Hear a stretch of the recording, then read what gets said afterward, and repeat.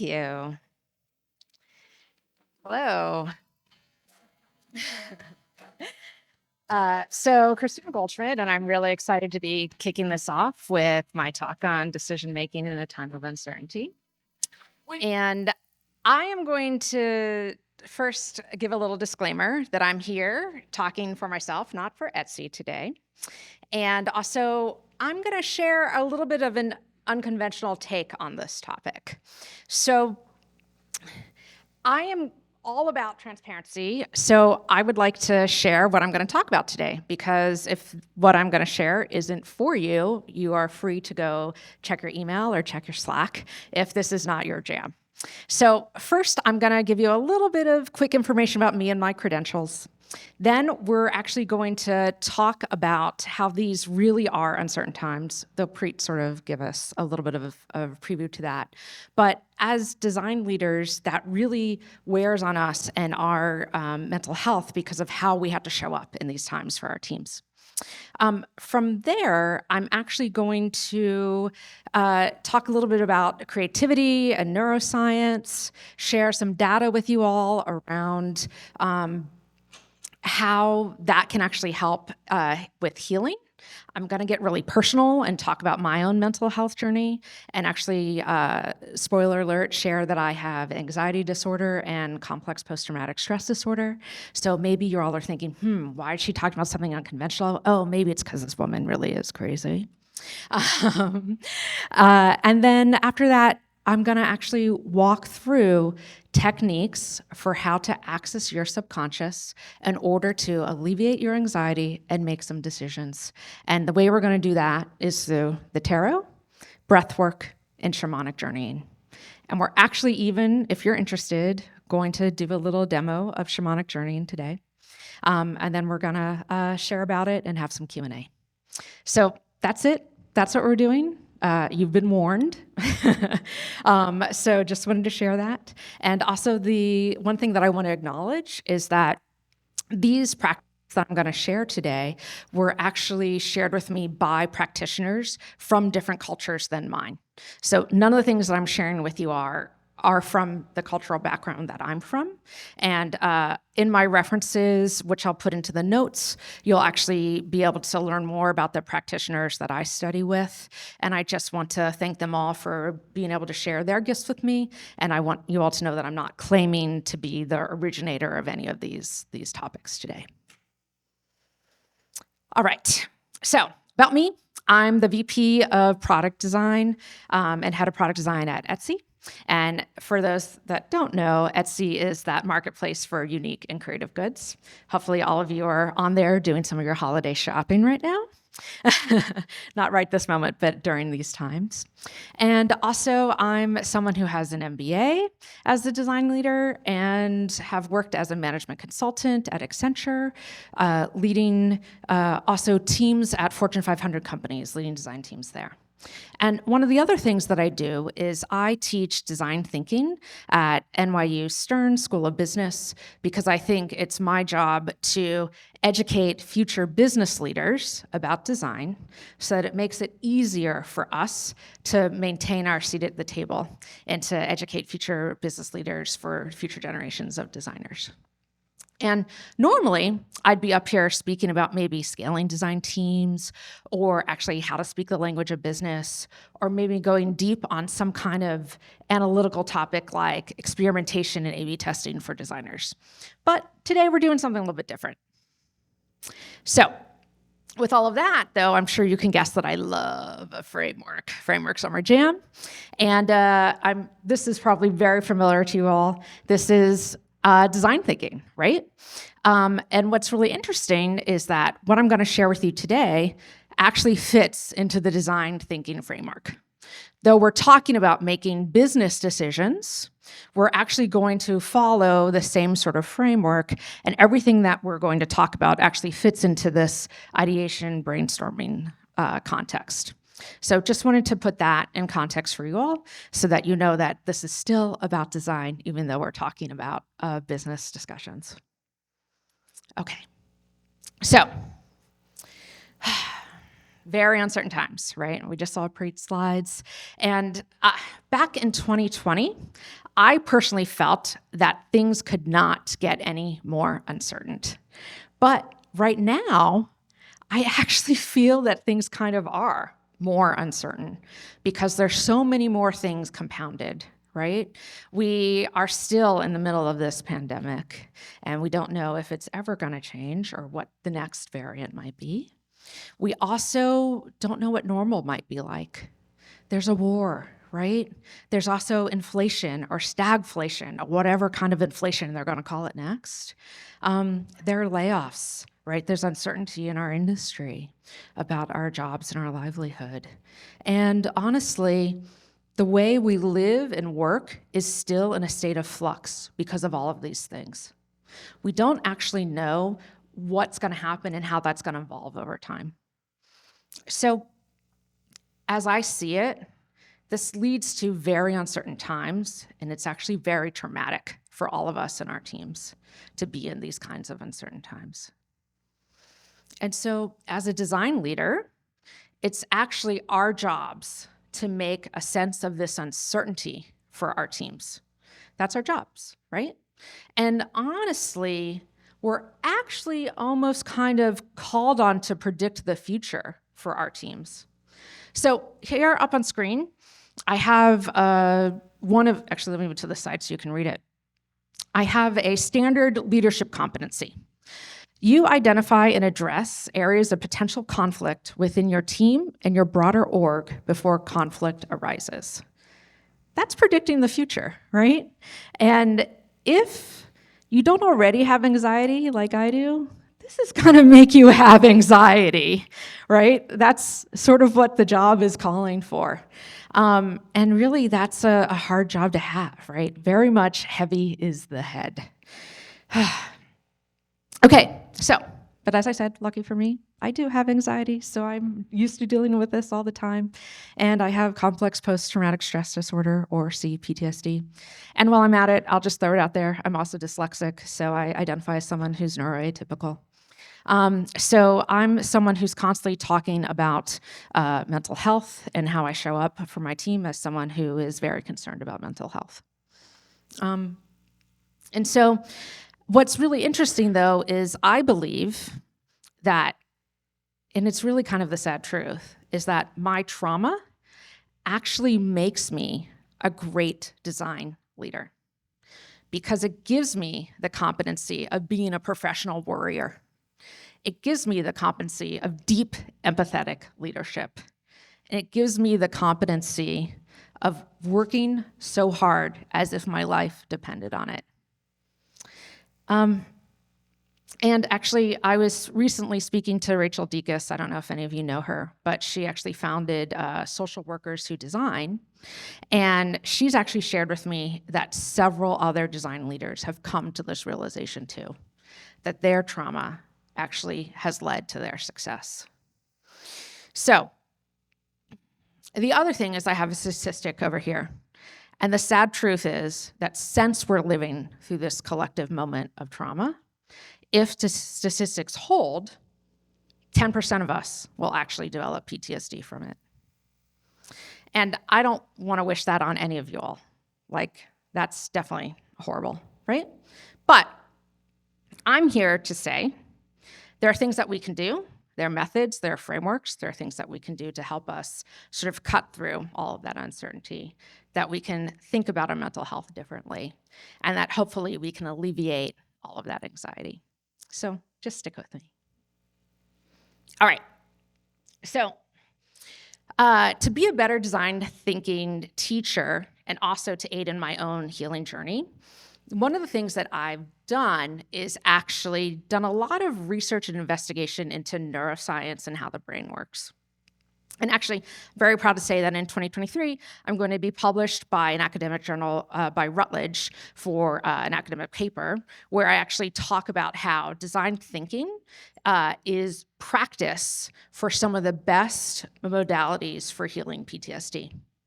And so if you do systematic brainstorming, and if you use something called liminal spaces, which are those in-between spaces in your brain, they are really great practice for actually getting used to what practitioners do to help you heal from PTSD. So that's coming out next year. So I will share some links for that for y'all if you want to take a look at that. And so now is when I'm going to share my story, right? So when I had my worst symptoms of PTSD, I had really debilitating anxiety. Things like I couldn't sleep, I couldn't eat. And also, I was having moments of disassociation where I would get lost in crowded spaces like the subway. It actually happened to me once in the 34th Street Penn Station subway, which is extremely scary. And this led to me basically going into a deep depression and actually having suicidal ideation. It was really, really difficult to have these moments of pressure, and it was very much related and brought on by work. But I refused to live that way. I knew that there was going to be something else. So I basically went out on a mission to try as many therapies as I could to make my symptoms get better. And I was extremely lucky, and I'm still lucky, to work with a therapist that I love, who encouraged me to work with other specialists in addition to her in order to try these therapies. So I have done all the things, pretty much. I've done things like got that psychiatrist, worked in something called EMDR, tried hypnosis, tried somatic processing, tried visualization techniques, journaling, drawing, a practice called internal family systems, crafting liminal spaces. Again, we'll talk a little bit more about this. And I even applied for psychedelic clinical trials. And then I kept going. So I was like, let's try and explore some alternative therapies. So craniosacral therapy, Reiki, I worked with a cuddlist, I tried force bathing, sound bathing, and then I went full on woo-woo. I went for the full-on mystical practices. I did breath work, I learned the tarot, and I even sought out the support of the shaman.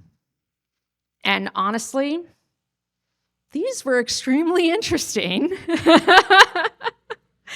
and some of the most helpful because I've held on to them after my symptoms of PTSD have mostly gone away.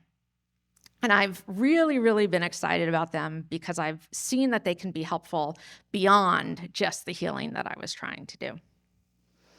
So the main reason why I liked them was because they felt very similar to how I was already working in design thinking. So when you're doing brainstorming and design thinking, you're actually accessing your subconscious. So I'm sure you've all have seen those IDEO packs where they're like, try this technique, think about the future, think about the opposite, those kinds of techniques. That's what I'm talking about. And so when we work as IC designers, we 100% access our subconscious to solve creative problems all the time. That's what we do, and it's totally accepted and totally great. But for some reason, when we become design leaders, this becomes taboo. We're like, business decisions are not made the same way that we make creative decisions. And I don't think that, but that's right. I think that we as design leaders owe it to ourselves to be able to access our whole toolkit. And honestly, we're missing out because the human brain is so freaking cool, right? So what this diagram up above is basically based on our evolution. The human brain recognizes very small patterns in order to keep us safe. You need to understand the way those leaves are rustling to understand that there's a lion hiding back there who's going to jump out and eat you. And so your brain can get these little tiny patterns and understand them and make sense of them. And so what we're actually doing when we do these brainstorming techniques is we're leveraging that same evolution of our brain and that kind of pattern recognition, where we're throwing two ideas together that have nothing to do with each other, and our brain makes a new pattern out of them, and that's how we make innovative ideas. And so that's what we actually use. We're tapping into that subconscious action that we didn't know that we had available to us by leveraging that aspect of our evolution. All right. Okay. So I've mentioned this term liminal spaces. Basically, liminal spaces comes from architecture, and it means in-between spaces. So think of doorways, think of the airport, think of things that are in between, hallways, that kind of type thing. And for me, I know that I can pretty much solve any problem by unconsciously thinking about it when I go take a shower. I assume that probably resonates. I see a lot of head shaking, right? I know that I'm like, oh, I don't know how to solve this. Oh, I'm just gonna go take a shower tomorrow and I'll fix it, right? Like, that works for me pretty much all the time. But in healing for trauma, learning how to use those liminal spaces actually creates this amazing buffer for people, where it's a resource where if you're having super intrusive thoughts, you can actually learn to access those liminal spaces and get rid of things like flashbacks and intrusive thoughts. So it's really, really powerful to heal trauma. And so learning to shut off your brain in that way helps heal trauma. But if you believe in things like the tarot or shamanic journeying and breath work, shamanic journeying and breath work basically leverage that same mechanism of those liminal spaces. And you're going to use all of these same things, right? So to basically be able to look at problems differently, to think about problems where you might get stuck, and actually access your subconscious in a very reliable way. And I think that this is how we as design leaders can alleviate our stress and anxiety and basically learn how to tackle problems differently and maybe as a competitive advantage to other fields. All right. I know you're extremely skeptical, or at least some of you might be, though some of you are probably entertained by me, which I'll take as well. But so one of the cool things about working at Etsy is that I actually understand people's behaviors because of what they buy. So we have 88.3 million buyers at Etsy, which I think is a decent sample size, right? And I actually think that shows that several of you are probably what I call mystical curious. And so something that's really interesting is that we publish trend reports, and in our holiday trend report, one of the biggest trends is actually something called New Age rituals. So this is Dana. She's our trend expert. On November the 18th, she was on Cheddar News talking about New Age rituals. And so if you are still looking for holiday shopping ideas, maybe consider buying a crystal garland wall decor, or moon phase pillows, or dream journal, or maybe just give a tarot deck to someone you love. So shameless plug for holiday shopping. But also something that's really interesting is that this has been a trend that's been happening on Etsy for a long time. And so back in September of 2021, the #1 selling product on Etsy was this future soulmate psychic reading and drawing. And I'm very excited to say, over the past 2 weeks, it's been trending again, and it's in the top 6. And it's on sale right now for $5.99 if you are curious. But I honestly don't recommend this product, but I just think it's really funny. All right. Other things that's going on in the zeitgeist. Tarot comes up all the time.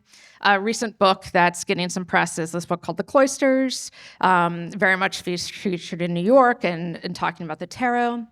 And shamans are really having their day over and over again. So if you watch Billions, first episode of the last season, they are on a full-on shamanic journey.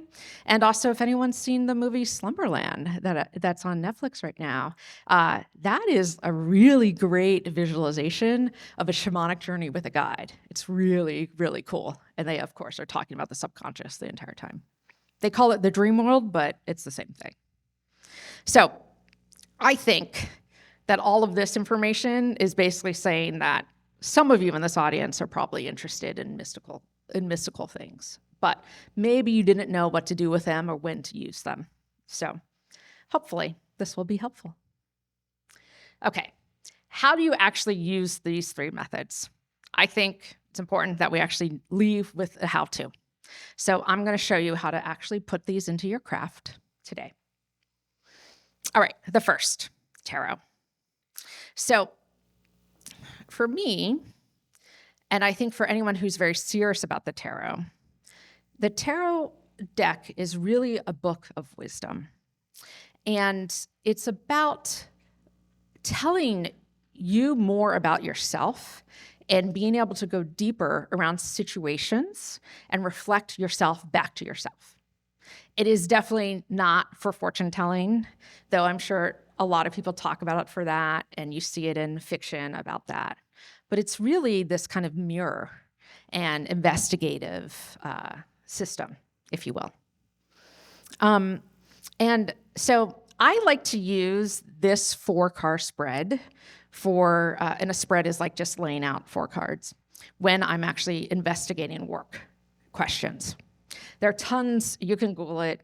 There are tons of different types of tarot spreads, but I find that this is the most effective. And what you're going to do is, and actually tarot is really interesting because you can pull a card and just say, what does this card mean to me and how does it speak to me as any old person, right? Because it's a beautiful picture and you can see what you focus on and interpret it for yourself. Or if you want to get more serious about it, you can go look up meanings on the internet and actually read the spread as it's intended to be. It's up to you how you want to play with it. Both are completely valid. So when reading the spread, what you end up doing is you think about the question, and the type of question we're going to ask here is, what would happen if I do X? And this spread you actually do twice. You say, what would happen if I do X? And then what would happen if I don't do X? Because seeing both sides of that question gives you a holistic view of the problem and allows you to uncover and explore and open more deeply about the topic, especially if you were really stuck on that topic. And so you think about the card, you put your energy into the cards, you shuffle, and then you cut the cards twice in this pattern, the first and then the second, and then you cut the first half into another half and the second half into another half.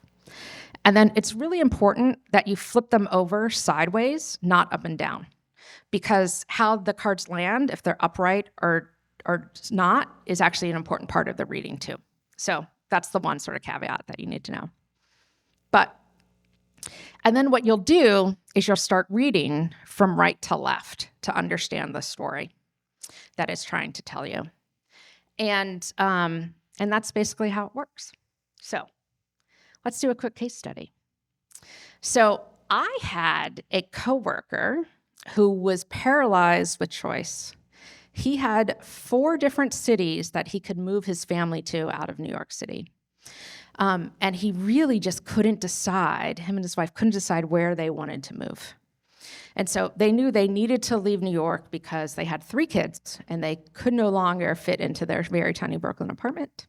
And they needed a very different quality of life, but just couldn't decide. Really, really stuck on this question. And it was taking months, like possibly almost a year, for them to make this decision. And it was stressing him out. And it was basically the thing that we talked about every week. And so I said, okay, look, This is going to be totally unconventional, but I'm going to teach you this tarot card spread, and you're going to do this with your wife, and you're going to see what you learn. And the reality is that it actually unblocked him and helped him to look at it completely differently and to really have a different kind of conversation with his spouse, to understand a different kind of relationship with his extended family, and also to think differently about the needs that he needed for his kids. And so he asked, the first question was, what would happen if I moved to the first city, let's say? And this was a spread that pulled. And so to walk you through, in the first position, we have the Hermit. And so this really is all about basically telling, because it's reversed, it's basically saying, you are taking too much time on this decision. You were sort of in your head and you were like stuck in it, right? And so kind of the truth. And then he pulled the Three of Pentacles. So that card is all about collaboration and actually being able to move forward into action and knowing that you have good planning. And so that was in his subconscious area. So that's actually really affirming. And then the next was the Judgment card. And to pull the Judgment card upright in this position of higher self is actually really, really beautiful. And that actually meant you're ready to have a rebirth. You're ready to learn from this. You're ready to do this new thing. You're prepared for this. And then finally, the last card in the ultimate result location was the Death card upright. And that was all about basically change, transformation, letting go. So this was something that basically said, look, you've been stuck here for too long, but you have the things that you need. Go forth and make sure that you do it very much from a place of collaboration with the right people. So I'm not someone who's like, hey, you should believe this because of the spirit, whatever. I think that this is just a really interesting tool to ask you questions about yourself, right? And so no matter what picture comes up here, it's about asking questions and saying, am I asking this next right question? And I think that's why it's something that can apply to everyone, is that it's just another way of having new questions to ask. All right, let's talk about breath work. So breath work actually is a really old practice, and I prefer to do it with a guide. So there are so many wonderful gifted guides out there that do this work. And the reason why I like to work with a guide is because they're really good at helping you get unstuck when you're in the practice. It's this active meditation practice. I'm really bad at traditional meditation where people are telling you to quiet your mind and that kind of type thing. I could never do that. No matter how hard I tried, and I tried it for a year, I never really got there. But active meditation works very well for me. And you can actually do this practice on yourself once you learn how to do it. It's very simple. But like I said, I prefer a guide because they're really good about helping you ask additional questions, helping you get unstuck if that's the case. And so what actually happens in breath work is that you do a 2-part breath. That's it. You're just using your body to do a 2-part breath. And so it's what's also really interesting about it is it's also related to something from Stan Grof, who was a psychiatrist in the 60s. He invented something called holotropic breathwork. And so in the 60s, when psychedelics were outlawed, psychedelics like LSD and mushrooms, he needed another way to get people into that same kind of psychedelic state. And using holotropic breathwork, he could basically get people into a psychedelic state completely naturally without any drugs. So what happens with holotropic breathwork is that you're breathing allows you to access your emotions. It allows you to access different parts of your body. And for some people, it allows you to actually access different parts of your mind and journey. And actually, I forgot to mention this on that first slide when I was talking about the zeitgeist. It was actually middle of November, featured on the Today Show. Actually, Hoda and Al Roker went and did breath work. So it's very much trying to get its mainstream moment right now, too. But in order to do this, it's a very simple breath. I'm going to demonstrate it for you right now. The first is you're going to breathe in through your mouth into your belly. And then next, you'll breathe in through your mouth into your chest. And then the third part is you breathe out through your mouth. So it's like this.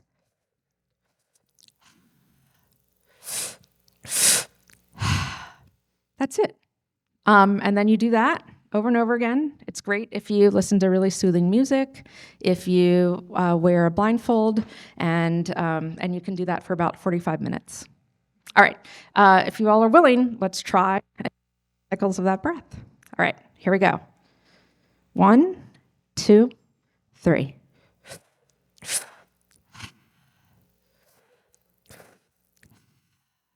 That's it. So you don't have to force the breath. You can go at whatever pace you want to go at, but you would do that lying down and over again, and see where what you feel in your body, and also see where your mind takes you, being open to it. All right, shamanic journeying.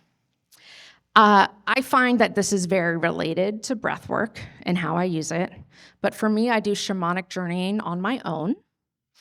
Again, it's another active meditative practice for me. And what's different about shamanic journeying is that you use a repetitive sound like a drum beat in order to basically induce a trance state. And if you've ever done hypnosis, you'll see very much similarities between the two practices, actually. And how it works is that because you're entering into this kind of trance state, it frees you of sort of your everyday thinking and allows you to sort of explore ideas differently. And again, access your subconscious so you see what comes up and what new thing you want to hear about. And so, to be honest, I actually used shamanic journeying and breath work in order to figure out how to deliver this talk today. Because I'll be honest, I was scared and I wasn't sure how to make it fully accessible to you all, what to share, and what would work. And so by using those two practices, I was able to figure out how to break it down, what structure would work, and what would make the most sense. So the talk that I'm giving today is all based on doing these two practices in order to figure it out. So let's see. Another tip that I would say is when you're doing shamanic journeying, make sure you're not too tired, because if you're not careful, you're just gonna fall asleep. Because what you end up doing is you lie down, you put on a blindfold, you're listening to this music, and that's an excellent condition for going to bed too. But what really matters is that you're getting used to visualization. Visualization works really well with shamanic journeying. So to basically start journeying, you're going to visualize a couple of things. The first is a tree with a hole in it so that you can go into the earth. And then you'll visualize going down a staircase. So counting backwards to 10. And again, that's very similar to hypnosis, that counting backwards to 10. And the drum beat will keep going, right? And that drum beat will be this kind of driver for your experience. So if you're willing, in a minute here, we're actually going to do a demo of this together. So we're going to do a shamanic journey. You can actually add the breath work in if you like. And so I actually made a recording of myself doing a guided visualization. And don't be alarmed, because halfway through, the drum beat will kick in. And so what'll happen is I have 3 pictures up here that I want you to know about. So the first is sort of clouds and golden light. So you'll hear my voice talk about visualizing those two things to sort of like start us and to prepare us and to relax us. Then you'll hear me talk about quickly going into that tree. Then we'll do the countdown down the stairs. And so I want to give you all visuals so that it makes it easier for you to do that part of the visualization. Then what we'll do next is I'll talk you really quickly through how to go into your inner school. And your inner school is sort of like your space inside your head. And then we'll also open the door and see if your inner self is there, your helping spirits or your ancestors, whichever person you think it's going to be, wants to come into your inner school and have a chat with you. Now, I did not put pictures up of your inner school or your self, spirit, ancestors because that's extremely personal. I want you all to be able to visualize that for yourself and see what shows up, right? Like that's going to be your own experience of what matters to you. Okay, so it's going to be 6.5 minutes. It's going to be very short. The time will actually go by really quickly. And it's going to be recorded, so I'm going to do it with you.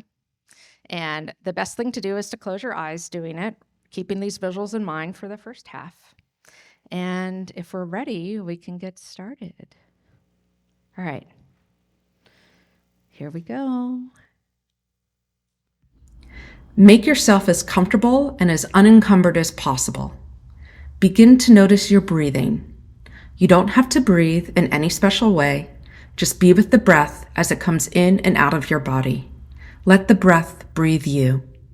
Using your imagination, breathe out all that hinders you, all that tires you. Breathe it out as a light smoke. See it in your mind's eye, form in front of you as a little cloud. Then blow on that cloud and see it disperse and disintegrate. In your next inhalation, imagine the breath as golden as the radiant light from the sky, filled with sunlight. See the golden light filling your nostrils, your mouth, your throat, and flowing down your back as a great river of light. See it filling your feet, your toes, and stretching out of your toes as long antennas of light. See the light circulating up your legs and rising into your chest and flowing in and out of your heart. As you continue to breathe in, see the light continue to fill you until it radiates out of your skin in all directions.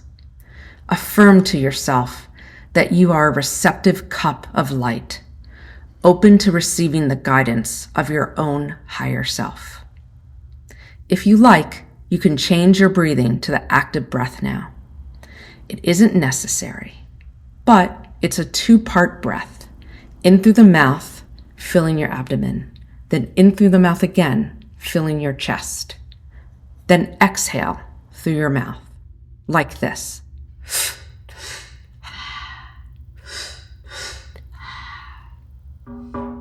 Now, enter the opening in the tree to descend into the earth. You encounter a staircase. We're going to start going down it. Envision that staircase and the railing. We're going to go down 10 steps. Breathe at each step and see the number in your mind and think the word deeper. 10, 9, 8, 7. Deeper now. Imagine that you are diving into your own unconscious. 6, 5, 4. Even deeper now. 3, 2, 1. As you take this last step, you see a door in front of you. Enter into that door, and you have come into your inner school. Note what the air is like, what the light is like. Note that there is a table and chair. What are they made of? Feel free to explore this school as it is your own, and know that your subconscious will keep you safe.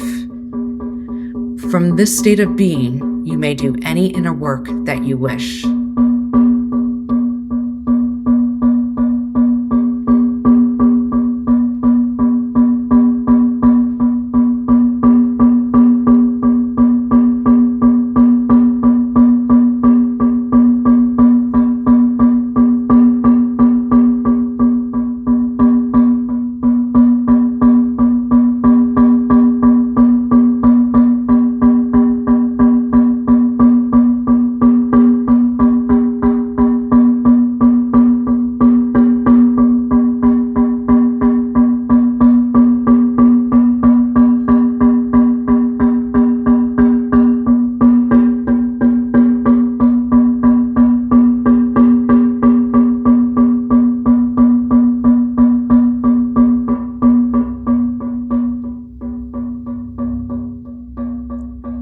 As you spend time here, if you feel the need, you can invite an inner teacher into the room. Just open the door and allow them to come in. It can be a version of your higher self, a helping spirit, or an ancestor. Know that it's your higher self presenting itself to your subconscious mind. Feel free to ask them any question that you have about your life. Know that they have your best interest in mind.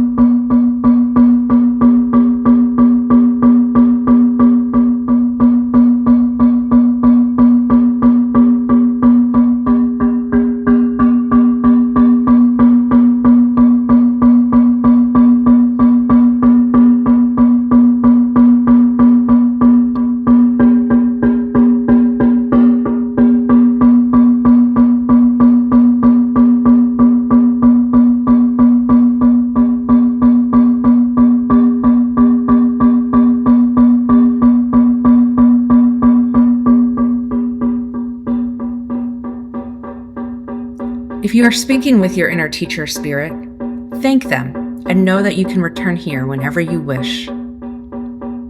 We are now going to count down from 3 and return to open our eyes.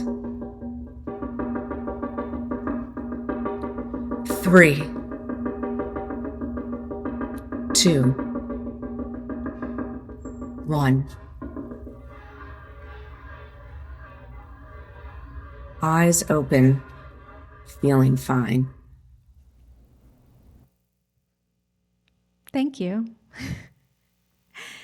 So I'm curious if someone wants to share. I'll take one volunteer, what that experience was like for them.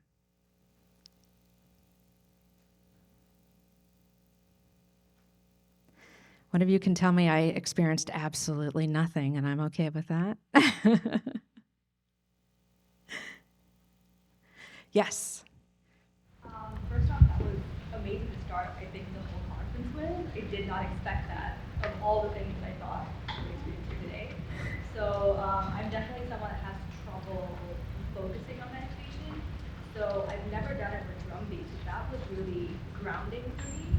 And I was able to kind of not just focus on my breath, but that was really, I was able to kind of go deeper and deeper into the experience. So that was great. And I'm hoping that I can replicate this another time, not in a room full of people. Yeah. Because that was I was like, I don't want to sound like a little trancy moment here, a little witty moment with everybody that I've never met. Yeah. But I appreciate it. It was really good. So, Yeah. All right, thanks for sharing. I'll have a whole series of resources for you all, including a link to a 30-minute drum track from YouTube. You can actually play and listen to that on your own. Yeah, all right. All right, thank you all for that experiment. Okay, so we are now at the end. Tomorrow, I'll be doing a roundtable discussion on how to use the tarot to coach yourself and your team. So feel free to sign up for that if you would like to actually put that into practice. And hopefully today I've shared with you some information about how a lot of the world is mystical curious, and that these practices are actually very much in the zeitgeist right now, and that maybe some of you were afraid to actually approach these kinds of practices or topics and not really sure how to use them, definitely not in a work context. But I want you all to know that I think we as design leaders deserve to be able to access our subconscious. It is not just for creative brainstorming, that it's something that you can do for your own well-being, for your own decision-making. Right? We're not making life or death decisions here, right? That's not what we're using these practices for. What we're doing is trying to investigate things when we get stuck, stressed. So thank you all for going on this journey with me today. I really appreciate it. And I hope that this helps you unlock your inner thoughts and any self-doubt. Thank you.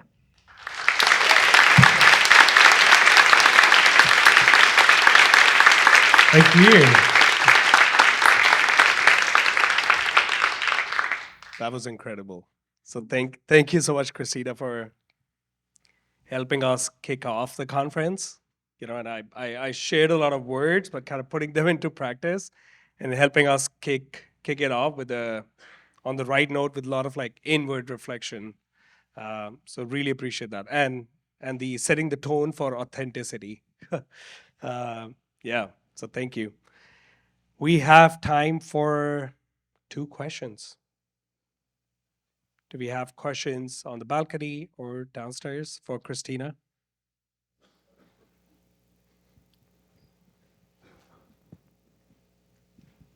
Hi, Christina. First of all, thank you for your vulnerability and bravery in a topic like this. I guess I'm curious, maybe a question on many people's minds is, how does something like this that people may look at you and go, wait, what is this? Yeah. How does it go over with other people who are skeptical? And how do you talk about it with people who cock their head to the side when you bring things up like breathwork? Yeah. So one, you have to know your audience, right?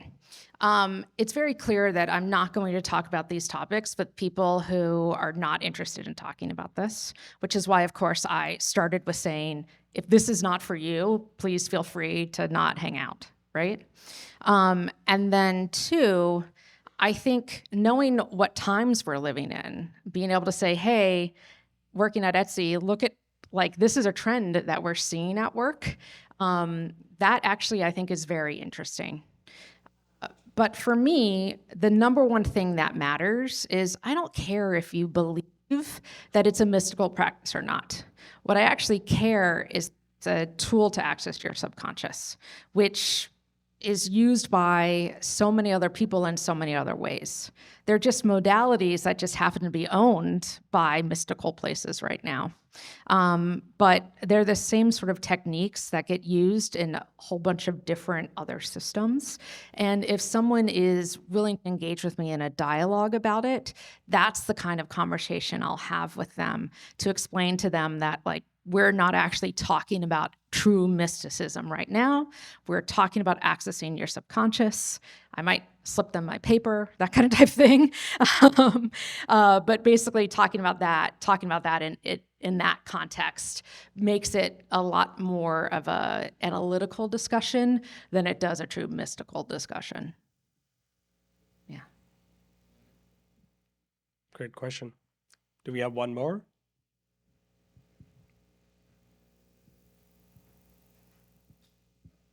No? Okay. Thank you so much, Christina. Let's have a big round of applause for Christina.